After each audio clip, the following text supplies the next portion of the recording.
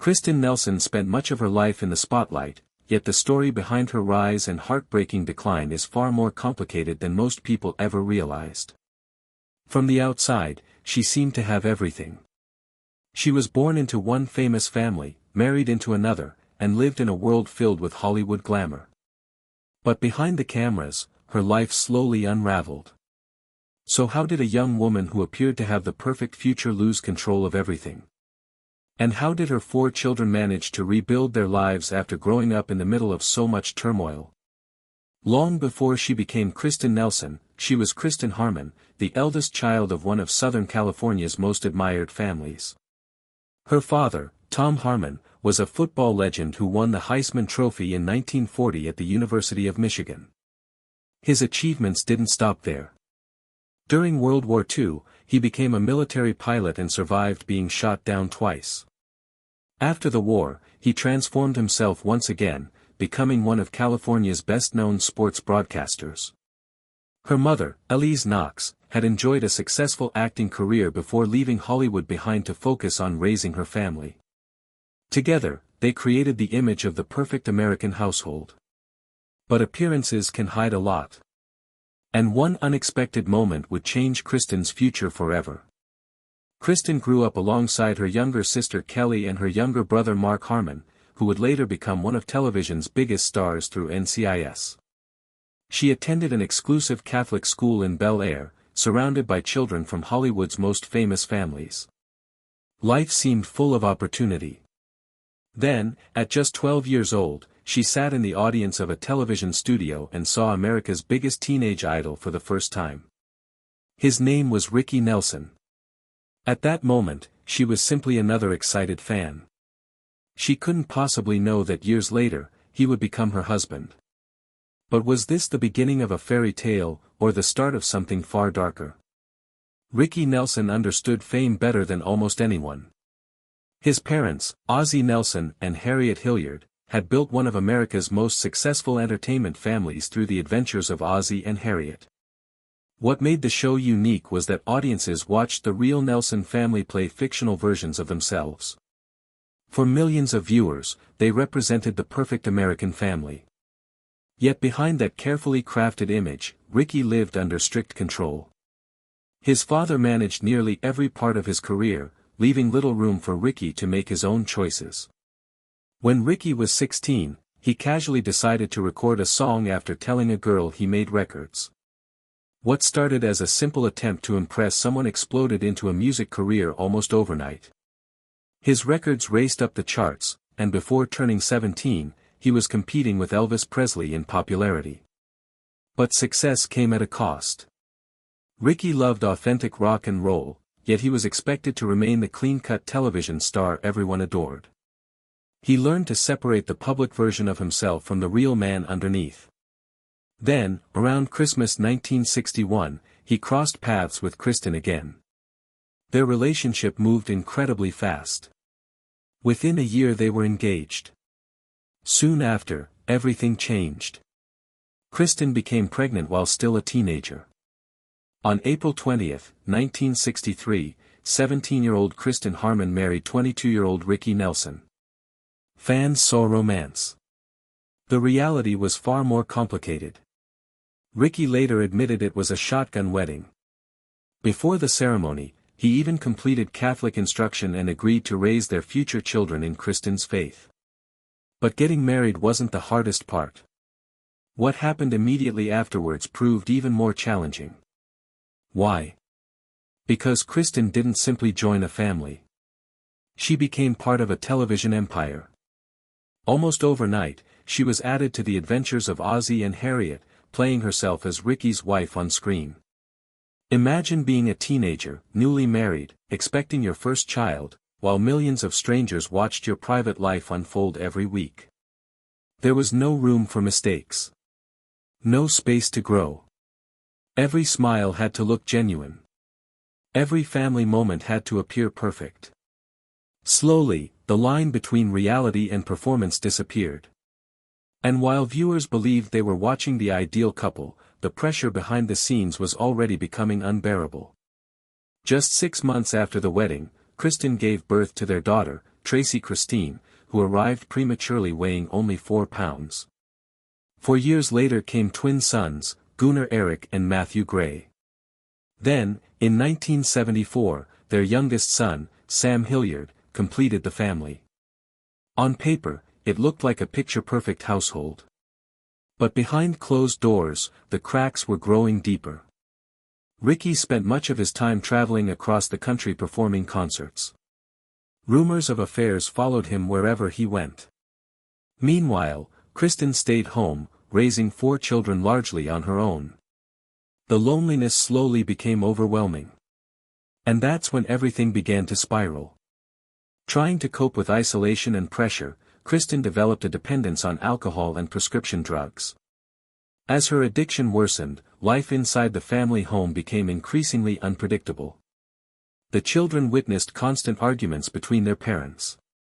Ricky often stayed away on tour, avoiding the growing tension at home. Instead of solving problems, distance only made them worse. Their marriage became less about love and more about surviving another day. But how long could that last? By the mid-1970s, the relationship had reached breaking point. Although they still shared a house, they were living separate lives. Then came the moment neither of them could ignore. In 1977, Ricky returned home from a tour to discover that Kristin had moved all of his belongings into another property. Soon afterwards, she filed for divorce, requesting custody of their children, financial support, and a share of their property. For a brief time they attempted reconciliation, hoping to save the marriage. But old habits returned quickly. Addiction, distance, and resentment remained impossible to overcome. In one final attempt to preserve the image of success, they purchased a grand estate once owned by Errol Flynn. It was an expensive gamble at a time when their finances were already under pressure. Sadly, appearances couldn't repair what had already fallen apart. Only months later, Kristin filed for divorce again. This time there would be no second chances. The legal battle dragged on for more than 2 years, costing over $1 million in legal and accounting fees. By the time the divorce became final in December 1982, both were emotionally exhausted and financially drained. Yet the greatest victims were their children, whose lives became increasingly unsettled. But an even greater tragedy was waiting just around the corner. On New Year's Eve 1985, 45-year-old Ricky Nelson boarded a converted Douglas DC-3 aircraft with his band, traveling from Alabama to Texas for a concert. During the flight, a fire broke out inside the cabin. The pilots attempted an emergency landing, but the aircraft crashed near DeKalb, Texas. Ricky, his fiancée Helen Blair, and 5 members of his band all lost their lives. Early rumors suggested drugs or alcohol had played a role, but investigators later determined that a faulty cabin heater had ignited leaking fuel, causing the deadly fire. The news stunned everyone who knew him. For Kristin, it marked the permanent end of any hope that old wounds might someday heal. Instead of bringing the family together, Ricky's death created fresh conflict. At the funeral, Kristin worried about how her 4 children would be supported financially. She questioned Ricky's brother David Nelson, who was overseeing the estate, about insurance and inheritance. The estate was ultimately structured to protect the children, and Kristin received nothing personally. Emotions boiled over in the worst possible place. During the funeral, an argument between Kristin and her eldest daughter Tracy became physical, with Kristin striking her daughter using her handbag. For those gathered to mourn, it was a heartbreaking scene that exposed just how damaged the family had become. But the worst chapter of Kristin's personal struggle had not yet arrived.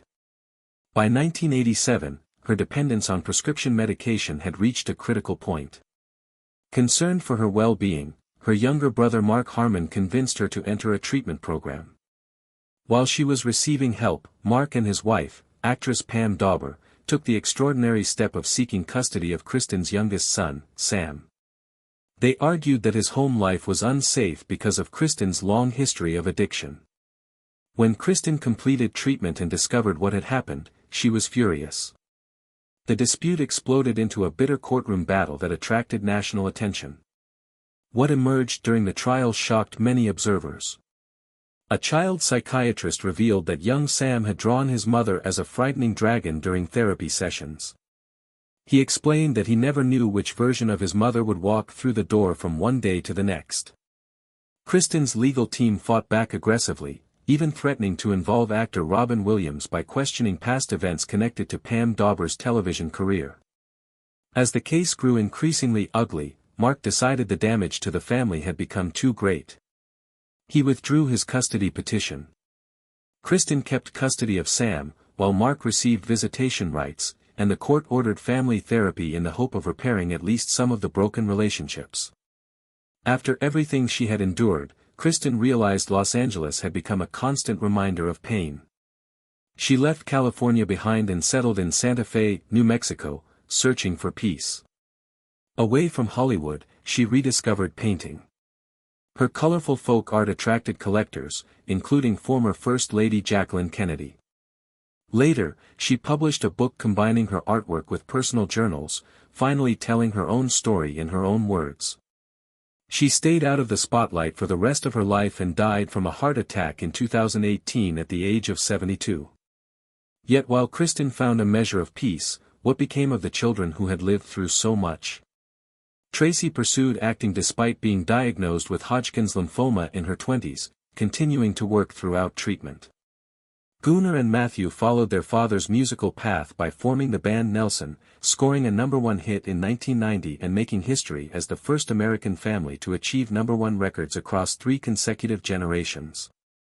Youngest son Sam chose a different direction, earning a degree in psychology before entering the music business as a record executive. Each child carried painful memories from childhood, yet each found a way to build a successful future. Kristin Nelson's story isn't simply one of fame, addiction, or heartbreak.